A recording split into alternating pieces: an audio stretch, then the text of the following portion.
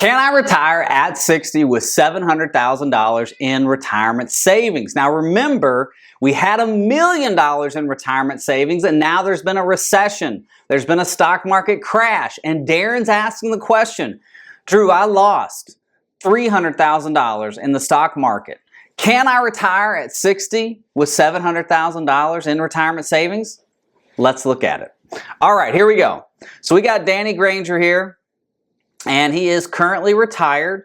Now, he was making about $100,000 a year in his job. He hasn't retired yet. So in the software, we're going to show him retired.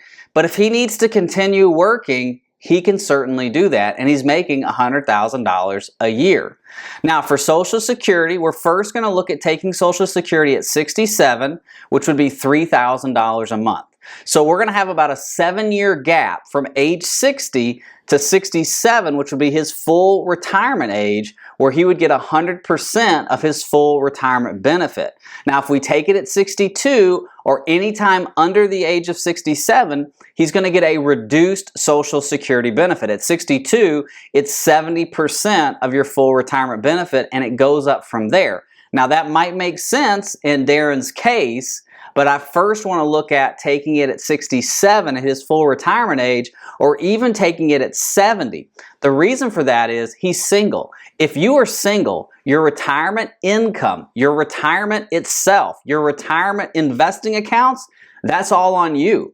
That's on your investing. That's on your planning. There's no other extra income, extra retirement savings that's going to come into the picture. So for Darren, it's not about cumulative Social Security benefits, meaning I need to take it as soon as possible to get the most benefits. It's about cash flow. It's about guaranteeing as much income as we can for the rest of his life. So that's why we're going to look at 67 first. Now, there aren't any pensions, so Darren just works for a regular employer with no pensions. In assets, he has 2 assets. Now, we're considering him retired, and we would roll over his 401k to an IRA. Because he's over the age of 59 and a half, we're not going to have to worry about a 10% penalty. We're not going to have to use the rule of 55. We're not going to have to use a 72T. If you don't know what those terms are, go back to the Your Financial EKG YouTube page, type them in. I've got plenty of videos. If you're under the age of 59 and a half and you want to retire early, use the rule of 55, use a 72T, check out those videos. So we're assuming that Darren has rolled over his 401k to an IRA. We've got $660,000 in his IRA.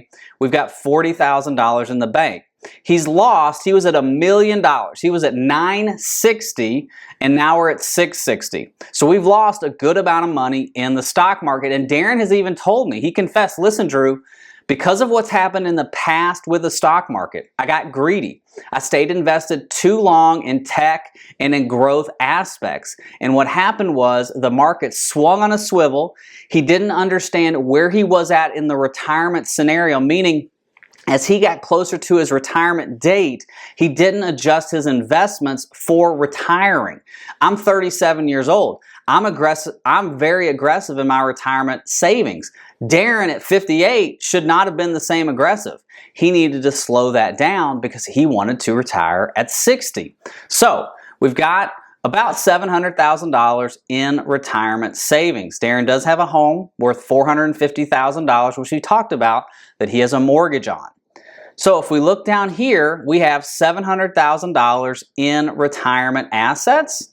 We've got $450,000 in a home. So we have a total net worth of $1.15 million. And he's asking the question, can I retire at 60 with $700,000 in spendable assets, $450,000 in non-spendable assets, and a net worth of $1.1 million? Now, from a portfolio standpoint, we're going to give the money that's in the market a 6% rate of return, and the house is going to get a 1.5% rate of return, which means every year the investments in the projection for the EKG are going to grow at 6%, and the house is going to grow at 1.5%. Now, you and I know that the market doesn't move up in a straight line. There's going to be a lot of volatility, i.e. 2022.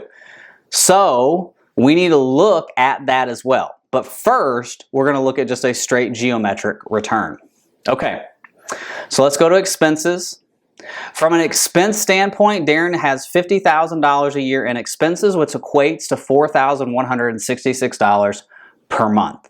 So we're at $50,000 in annual expenses, $4,166 per month in monthly expenses. We're going to give that an inflation rate of 3.24%, and that's going to happen on a monthly basis. So that 3.24 is going to kick in every month. Now it's a 3.24% for the year. Divide that out by 12, and that's how each month is going to do for inflation. I'll show you that in just a second.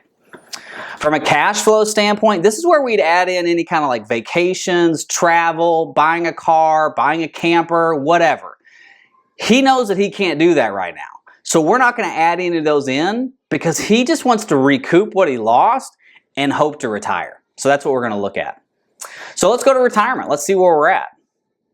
So essentially, here we are retiring at 60, okay? Now remember I told you about inflation? You see how his expenses on a monthly basis are going up based on inflation? The raspberries that I bought at Walmart today are a different cost than they were last month. That's called inflation. The milk that you buy today is different than it was last month. That's inflation. It doesn't move up on a 12-month calendar. It usually moves up on a monthly, sometimes weekly basis. And you see that going to the grocery store. And one of his main concerns was food cost with inflation. And so this is why we want to calculate this into the EKG. It's why you need an EKG to retire. You need a financial plan that's looking at the intricacies of inflation, taxes, and everything that goes into your retirement plan. So here we are at 67. We've got the $3,000 kicking in for Social Security. And so if you look at this, basically at 85, Darren is out of spendable assets. He still has his home worth $650,000, and hopefully by then we've got it paid off, and we have Social Security income of $4,195. So what could Darren do at this point? Well, as a financial advisor, I'm going to ask him, hey, do you ever plan on moving? And he would say yes or no. If his answer is no, I want to stay in this house forever, then maybe we talk about making some adjustments to his retirement date, Social Security, etc. If he said, well, I could move, I don't have a problem moving, and there's some equity in that house that we could sell and repurpose that back in the plan, that's the point where we start talking about, yeah, maybe you sell your house, move into a smaller house. In this case, he lives in Florida. That's a little tough because he's in a smaller house now. And so the market would have to come down and he'd have to sell his house at a high. Again, real estate's a tricky environment. Another thing that he could do is a reverse mortgage. Not something I necessarily want him to do, not something necessarily that I recommend.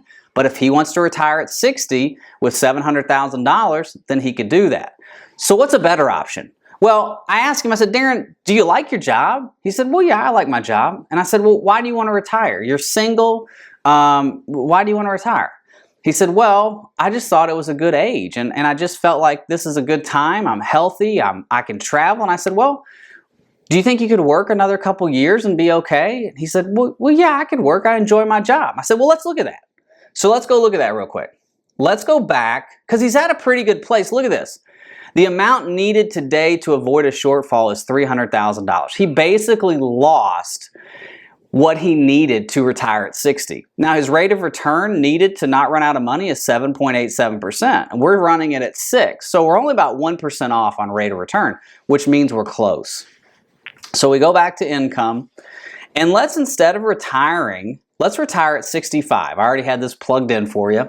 So let's retire at Medicare age. We'll go 5 years. We get on Medicare, we lose the healthcare expense, we're able to save more. Remember, he's got a $100,000 salary.